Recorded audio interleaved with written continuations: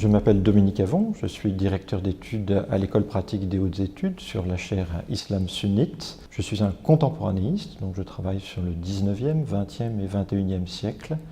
Et mon centre d'intérêt, c'est l'étude des débats, des doctrines et des élites dans le monde majoritairement sunnite. Également là où les sunnites sont démographiquement minoritaires. Cette question de la tradition en lien avec le sunnisme est une question qui, depuis un peu plus d'un demi-siècle, a suscité précisément de nombreux débats, d'où l'objet de l'intervention de ce jour.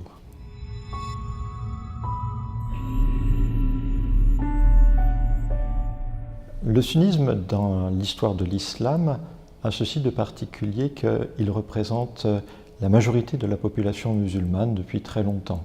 Donc sa force, si vous voulez, est d'abord une force démographique. C'est le premier point qu'il faut retenir à l'heure actuelle, entre 80 et 85% de la population musulmane qui est sunnite.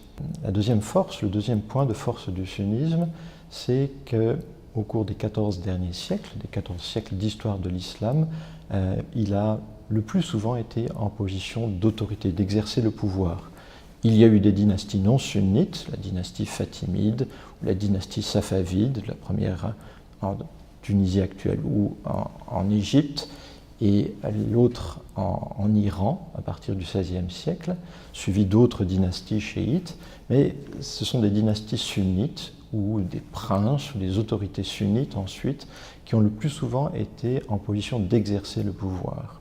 Le troisième point de force des sunnites dans leur rapport à la tradition, c'est que c'est le cadre dans lequel a été fixé le corpus de référence, c'est-à-dire le texte coranique dans ses variantes et ses lectures, en gros entre le 7e et la fin du 9e siècle, les écoles juridiques qui ont permis d'interpréter ce corpus et de fixer un certain nombre de règles de fonctionnement de la société, et puis également les règles de grammaire de la langue arabe, les sciences associées à l'étude de ce corpus pour précisément fixer ces règles-là. Alors pendant plusieurs siècles, ces savants, ces autorités religieuses sunnites qui se distinguaient des autorités religieuses chiites marginales le plus souvent, ont reproduit un savoir qui avait été globalement figé au bout de 3-4 siècles d'histoire de l'islam. À tel point qu'au XVIIIe siècle de l'ère chrétienne, par exemple, la notion de taqlid ou d'imitation avait une valeur positive. Quand on était un bon savant sunnite, cela signifiait qu'on était capable de connaître sur le bout des doigts des gloses de commentaires d'interprétation du corpus en question. Et donc le bon savant était celui qui maîtrisait ce savoir qui était reconduit et qui est reproduit d'une certaine manière. Et à la fin du XVIIIe siècle, et puis tout au long du XIXe siècle et encore au XXe siècle, ce positionnement-là, par rapport à la tradition, est remis en question. Il est discuté, il est interrogé. Et c'est directement lié à la question de la confrontation avec le monde européen, qui est une confrontation qui a plusieurs dimensions. C'est une confrontation de type militaire, qui est remportée par les Européens dans le cadre colonial. C'est une confrontation également de modèles politiques, c'est-à-dire les Européens, quand ils s'imposent militairement, ils imposent ou ils suggèrent ou ils font pression pour faire prévaloir d'autres modèles politiques, des modèles politiques que les savants sunnites ne connaissaient pas ou connaissaient mal, avec des catégories nouvelles pour eux. Je vous donne un exemple, c'est celui de la notion de liberté. Au XVIIIe siècle ou au XIXe siècle en Europe est une notion très courante, même si elle est discutée. Les savants sunnites de langue arabe du XIXe siècle, du début du XIXe siècle, la traduisent par la notion arabe de adl, de justice. Rifat et-Tahtawi, qui vient 5 ans en France, dit quand les Européens disent liberté, nous on dit adl, c'est-à-dire on dit justice. Donc vous voyez cet écart-là entre les notions. Ces Européens arrivent également avec de nouvelles disciplines, des manières de transmettre ces disciplines ou ces savoirs qui sont également fondées sur des méthodes méconnues par ces savants-là, ce qui bouleverse leur rapport au savoir aussi. Alors ou bien ils se replient, ou bien ils disent il faut essayer de s'approprier cette manière de faire pour pouvoir l'intégrer. Et le quatrième champ de remise en question de la tradition, c'est le champ du droit. Et c'est le champ du droit dans le domaine commercial, le champ du droit dans le domaine civil, le droit civil, et c'est le champ du droit dans le domaine pénal. Ce qui nous amène à réfléchir sur cette question du rapport au droit pénal.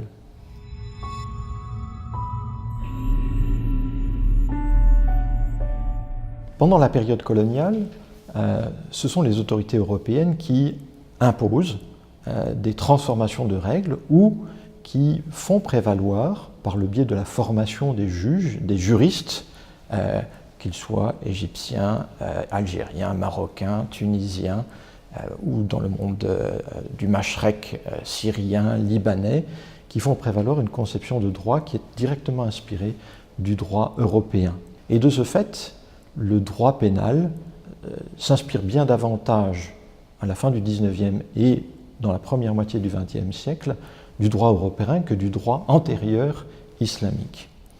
Mais au moment de la création d'États nouveaux, comme la création de l'État du Pakistan en 1947, ou au moment des indépendances, quelques années plus tard, l'indépendance des États du Maghreb, entre 1956 et 1962, les élites qui fondent des États modernes indépendants du monde majoritairement musulman se posent la question de savoir s'ils vont conserver ce droit hérité des colons ou est-ce qu'ils vont reprendre un droit antérieur. Et il y a des débats qui se posent à ce moment-là. Ces débats, au fond, ne traversent pas tant les juges et les juristes eux-mêmes, qui ont été formés au droit européen, même s'ils connaissent le droit musulman, que les autorités religieuses, qui avaient été marginalisées pendant la période coloniale. À la fin des années 50, au début des années 60, ces autorités religieuses de différents pays se mobilisent et essayent d'élaborer un contre-projet de société. Un contre-projet de société qui serait ni sur le modèle du bloc de l'Ouest, capitaliste, libéral, ni sur le modèle du bloc de l'Est, socialiste. Je qualifie cette proposition, ou cette contre-proposition-là, d'intégrale parce que leur motivation et leur conviction est qu'il y a un savoir et un héritage de la tradition qui est pur, qui est exclusivement islamique, qui n'a jamais été mêlé ou traversé d'éléments exogènes. Et il faut donc enlever tout ce qui est venu au XIXe, au XXe siècle, dans la première moitié du XXe siècle, pour retrouver ce noyau pur. Alors, la question qui se pose à ce moment-là est double. Est-ce que nous allons appliquer de manière directe le savoir antérieur au XIXe siècle, ou est-ce que nous allons l'aménager, si nous parvenons à le faire prévaloir? Et la question se pose en particulier pour les peines islamiques, dites hudud, c'est la limite, et ces peines, une partie de ces peines dites islamiques s'inspire directement de versets coraniques, certains de hadiths. Parmi les peines les plus connues, il y a la main coupée pour le voleur, le fouet pour l'adultère ou le faux témoignage concernant un adultère, et la peine de mort pour l'apostat suivant un certain nombre de conditions. Des pays appliquent, par exemple l'Arabie Saoudite applique ces peines-là. Des pays décident de l'appliquer. Le Soudan, sous influence des frères musulmans, début des années 80, change son code pénal, c'est-à-dire il supprime ou il écarte une grande partie de ce qui était venu avec la colonisation britannique, et il décide d'appliquer directement les peines dites islamiques. Et puis d'autres pays disent il ne faut pas les appliquer comme ça. Cela répondait à un moment donné de l'histoire. Aujourd'hui, il n'est plus nécessaire de les appliquer de cette manière-là. Donc, nous devons le garder comme ligne d'horizon, mais dans le contexte contemporain, ce n'est pas possible. La question est donc celle-ci. Est-ce que nous le gardons comme ligne d'horizon ou pas? les musulmans intégraux, les hommes de religion intégraux disent « gardons comme ligne d'horizon puisque c'est une loi que nous attribuons à Dieu ». Les libéraux disent « il faut abolir complètement pour ne pas risquer un jour que ça revienne ». Or, il y a un risque que ça revienne puisque en 1996, les ministres de la Justice des États de la Ligue arabe décident de manière unanime de proposer un code pénal unifié qui inclut toutes ces hudud, toutes ces peines islamiques, qui ne sont pas forcément appliquées dans les États donnés, et c'est même une minorité des États de la Ligue arabe qui les appliquent, mais qui existent comme référence et qui est en contradiction avec le droit international et qui donc n'est pas lié au droit national. Par exemple, au Maroc, on n'applique pas les hudud. Donc vous avez ici trois droits qui s'affrontent, le droit international, un droit régional qui n'est pas appliqué ou que de manière minoritaire, un droit national, plus le droit religieux qui a inspiré le droit régional, ce qui crée une situation de tension très forte. Alors, on peut vivre longtemps avec ces éléments-là tant qu'on n'est pas confronté à une factualité nouvelle, et la factualité nouvelle a été Daesh, puisque Daesh, en territorialisant son pouvoir et en disant « nous allons appliquer ce que vous enseignez, ce que vous présentez comme ligne d'horizon, comme idéal, vous n'allez pas pouvoir nous remettre en question sur ce point-là. » Qu'ont fait les responsables de Daesh? Ils ont dit « vous enseignez l'esclavage, nous appliquons l'esclavage des vaincus. Vous enseignez qu'il faut appliquer un impôt spécifique pour les non-musulmans ou, sous certaines conditions, leur demander de se convertir à l'islam ou de quitter le territoire que nous gouvernons. Nous le faisons.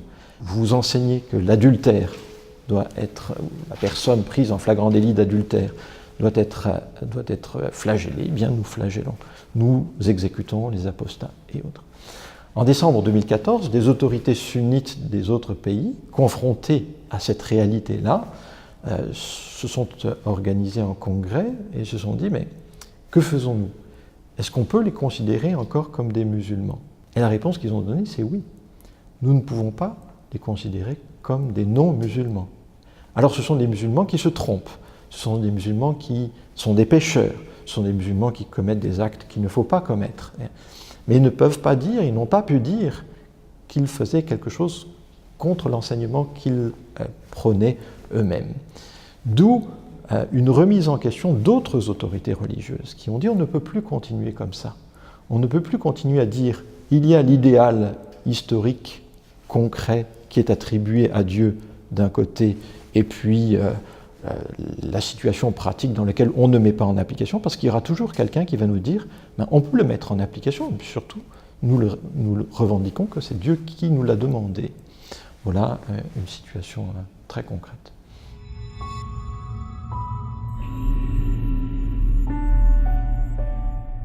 Pour les pays qui ne veulent pas appliquer directement ces hudud, des juristes et des chefs de gouvernement, des acteurs politiques ont essayé de trouver un biais. Et dans ce contexte-là, le biais qu'ils ont trouvé, c'est de pénaliser le blasphème. Le blasphème a partie liée avec l'apostasie. Je vais prendre quelques situations précises. En 1981, en Égypte, dans un contexte de confrontation épisodique entre musulmans et coptes, le président de l'époque, Anwar el-Sadat, quelques mois avant son assassinat, a décidé de promouvoir une loi et d'encourager les députés à adopter une loi de pénalisation de l'injure contre les religions, Isdila el-Adyan. Donc, ces religions concernées étaient l'islam, le judaïsme et le christianisme. Dans les faits, ça n'a concerné que l'islam. Mais il s'agissait de dire il n'est pas possible de porter atteinte à ces religions-là. Il s'agissait d'un biais pour ne pas utiliser directement des éléments des ahkam sharia, des prescriptions de la sharia, incluant les hudud dont je parlais tout à l'heure, et d'appliquer par exemple la peine de mort contre le blasphémateur pouvant être considéré comme un apostat. D'autres pays ont procédé à la même résolution de la problématique, par exemple l'Indonésie. L'Indonésie, au milieu des années 60, avait décidé de pénaliser le blasphème dans un contexte où les communistes exerçaient une force politique ou représentaient une force politique importante avant un grand massacre de près de 500 000 Indonésiens, plus ou moins en lien avec le Parti communiste indonésien. Le Pakistan alors a connu une législation sur le blasphème qu'il a récupérée de la période coloniale britannique, mais qu'il a renforcée au début des années 80 et puis dans les années 90, ce qui a entraîné un certain nombre d'affaires, par exemple l'affaire Asia Bibi, dont la presse a beaucoup parlé ces derniers temps. Et donc cette question du blasphème est véritablement un biais dans le droit pénal pour ne pas directement appliquer ceci. Ce biais a des limites.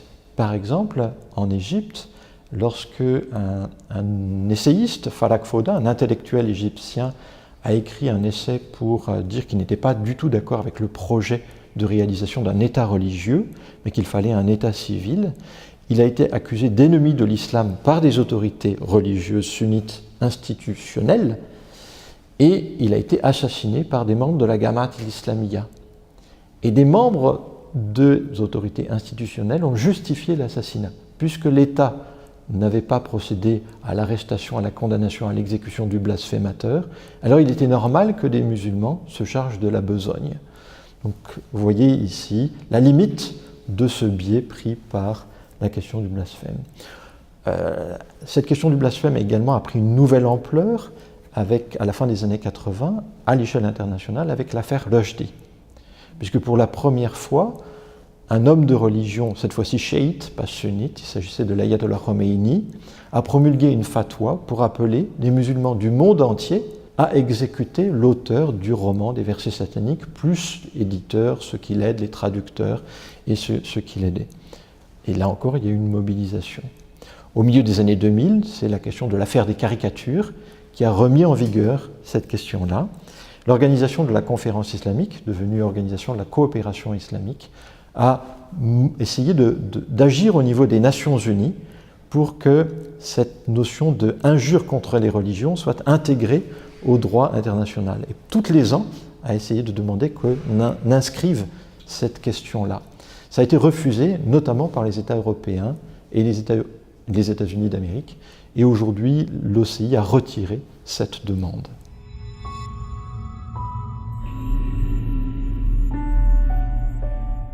Alors à côté de la question liée à l'apostasie, au blasphème et aux questions de droit pénal, il y avait un autre secteur qui, pendant la période coloniale, n'avait presque pas été, ou pas beaucoup été touché par le droit venu de l'Europe.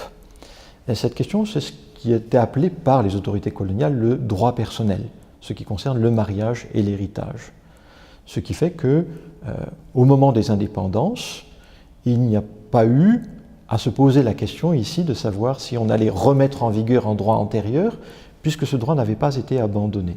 Mais certains chefs d'État des États nouvellement indépendants se sont dit « nous devons moderniser ce droit ».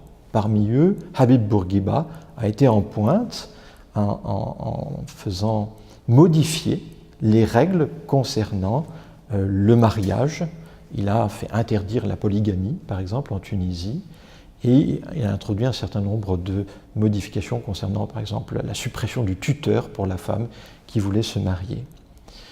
Il y a eu un certain nombre de modifications concernant le divorce également, jusqu'aux années 70, au début des années 70.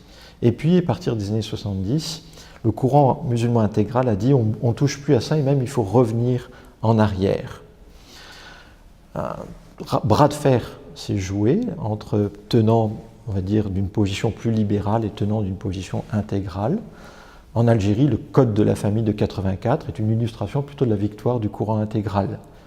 Au Maroc, le Code de 2004, la Moudawana de 2004, est plutôt une victoire du courant plus libéral, même s'il y a une forte mobilisation de ceux qui s'est opposé à ces modifications-là. Et voilà qu'en 2017, été 2017, le président de la République tunisienne bouscule deux tabous.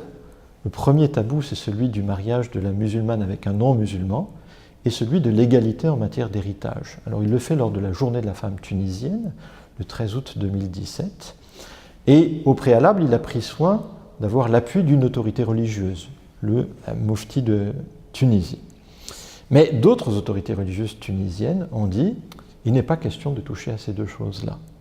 Alors la question du mariage de la musulmane avec un non-musulman relevait d'une circulaire du ministère de la Justice qui, dès septembre, a été supprimée. Et donc aujourd'hui, une Tunisienne de confession musulmane peut se marier avec n'importe quel étranger, qu'il soit musulman ou pas musulman. Mais ce qui s'est passé en Tunisie, en fait, a intéressé d'une part, inquiété d'autre part, l'ensemble du monde arabe majoritairement musulman et au-delà. Je vais m'intéresser au monde arabe. Il y a eu des réactions de l'Union des savants musulmans, dirigée par Kardawi à ce moment-là, qui a dit « nous refusons ces deux changements ». Cela va contre les règles de l'islam, cela va contre la tradition, cela va contre la charia telle que nous la promouvons. Et puis, il y a en Égypte des représentants de l'université d'El-Azhar, le wakil Abbas Shuman, qui a dit « sur la question de l'héritage, vous ne pouvez pas toucher. Ce n'est pas une question de contexte, ce n'est pas une question de lieu, ce n'est pas une question de personne. Les choses sont claires dans le texte coranique. Il y a un verset dans la sourate En-Nisa qui dit qu'au garçon va deux parts de la fille dans l'héritage. En fait, le fiqh est beaucoup plus compliqué, c'est-à-dire il y a tout un tas de situations où il y a une variation des parts d'héritage en fonction des garçons et des filles. Mais la règle générale est plutôt celle-ci. Ce qui fait que la proposition, l'invitation du président tunisien a suscité tant de troubles. Sur la question du mariage, c'est une question qui se pose également dans les sociétés où les musulmans sont démographiquement minoritaires, et notamment dans les sociétés européennes, où l'on constate qu'il y a de plus en plus de mariages entre des citoyennes de confession musulmane et des citoyens qui ne sont pas de confession musulmane. Alors, le Maroc et l'Algérie ont essayé de gérer ça de deux manières. Si vous voulez être enregistré au Maroc et en Algérie, si la femme est d'origine algérienne ou marocaine, eh bien, les services consulaires de l'Algérie et du Maroc se chargent de vérifier que l'homme a au moins sur le papier une conversion à l'islam. C'est-à-dire, dans les consulats marocains, il y a un genre de notaire, adoul, qui vient pour recueillir la profession de foi de l'homme, qu'il croit ou qu'il ne croit pas, mais au moins c'est écrit qu'il est devenu musulman. Et pour l'Algérie, il faut qu'il y ait un certificat de conversion ou de la mosquée de Paris ou de la mosquée de Lyon. Ce qui suscite du débat aujourd'hui, et des citoyennes de confession musulmane en France disent « mais pourquoi demander de manière factice à mon futur mari ou mon mari de se convertir à l'islam alors que c'est un choix qui doit être personnel ?»